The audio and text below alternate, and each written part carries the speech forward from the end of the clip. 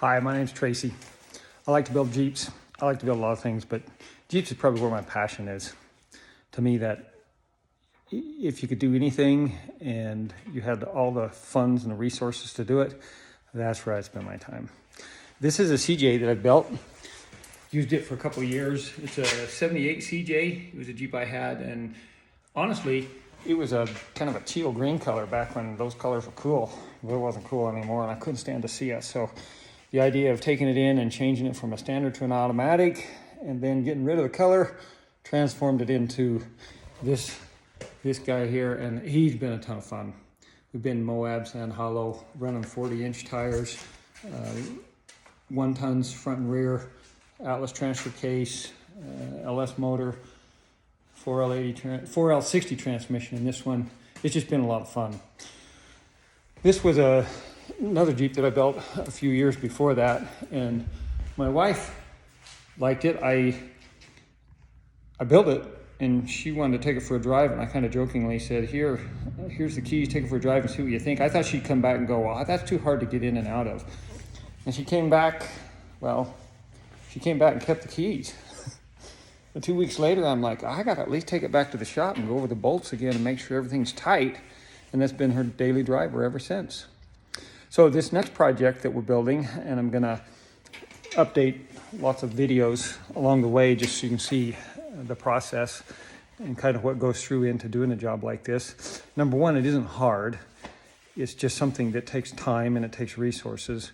And anything that's hard, you learn a way around it and you learn in the process, and it doesn't become hard anymore. It becomes fun. I have learned one thing, that I don't make very many mistakes. A lot of people might call them mistakes. I call them learning processes, and I make a lot of those. Because if you do something and it doesn't work or it doesn't turn out like you thought it would, then you go back and you redo it and you figure out how to make it better and how to make it work. And if you succeed, then it was never a mistake, because you couldn't have got to where you got in the end without it. So it's part of the process of learning. But this next Jeep, I'm really excited about it. It's a 2009, bought the Jeep a few years ago. Somebody bought it because it started on fire and they couldn't get it running. They bought a new wiring harness from a salvage yard and tried to piece it together, and it was just above their abilities, and they kind of lost interest in it. It was a Rubicon Jeep. We pulled the axles out, stuck them under another Jeep we have, and then the Jeep sat for 2 years. But now we got lots of parts. We've been waiting for a couple of years to get everything together. I got an axle out of an F550. That is a big axle, and excited about it. Trimmed everything off of it, got it stripped down to the bare minimum, and pulled the hubs out, and the hubs from an F350 will fit into that F550.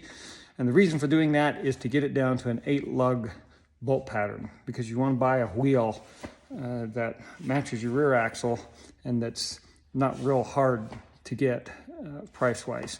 So this 8-lug on the front now matches the rear 8-lug, because the rear axle was going to be a 14-bolt that I had busted knuckle build.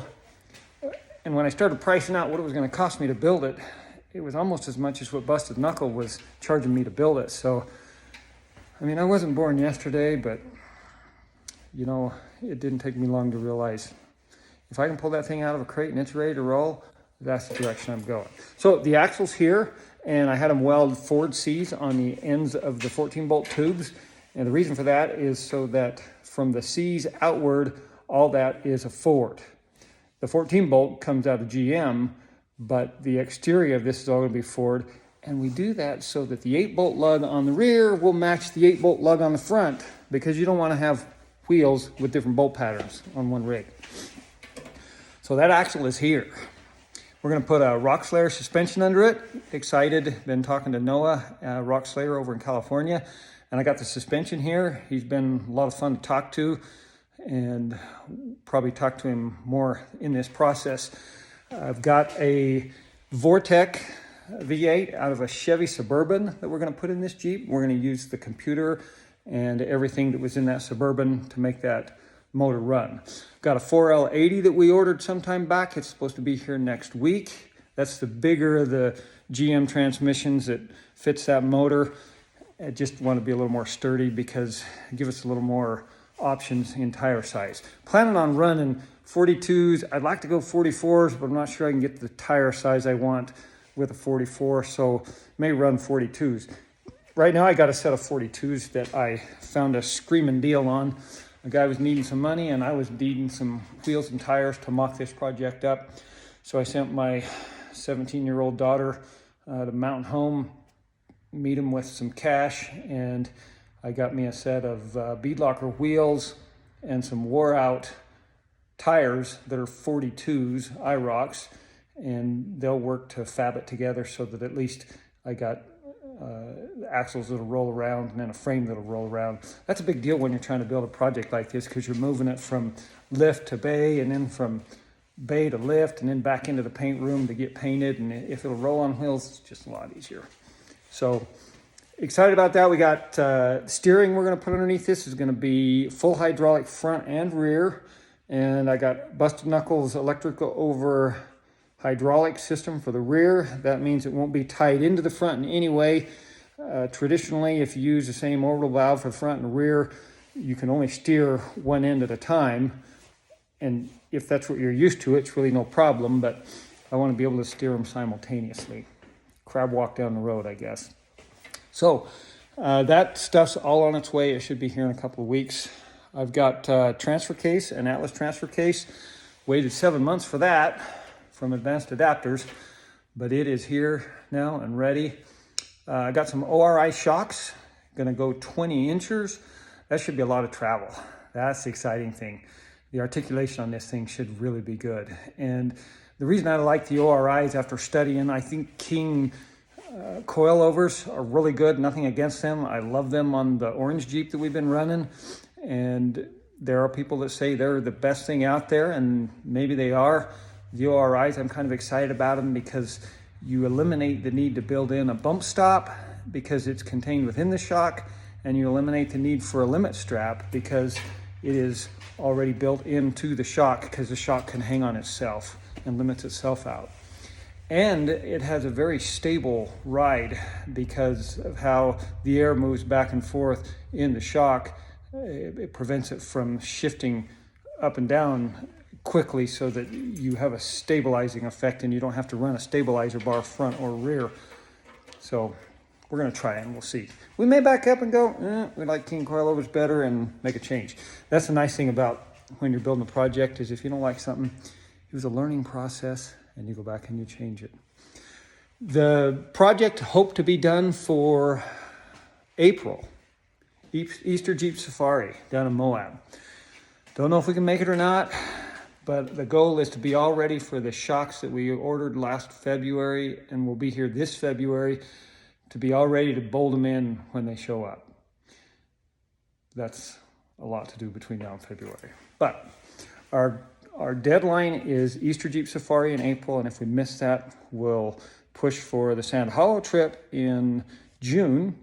And if we miss that, then the next deadline is Sand Hollow again in October.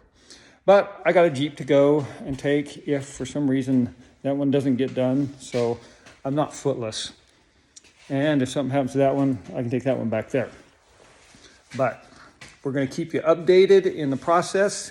Going to send lots of videos, and they'll be short videos so you can jump on and see 20, 30 seconds of video.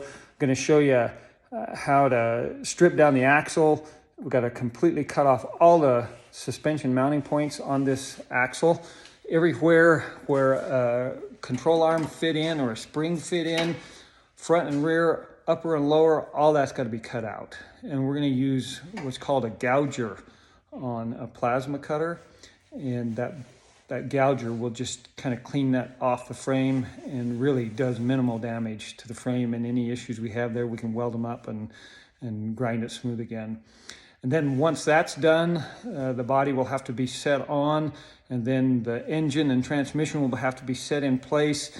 And we got to get that in place first so we know the distance between the engine and the firewall, and then where we got to build our cross member underneath to house the back where the transfer case is, because everything's going to kind of sit on that in the tail end. So we'll give you lots of short videos that you can hop on and look at. Kind of excited about the process, and hopefully we'll be ready for Easter Jeep Safari in April.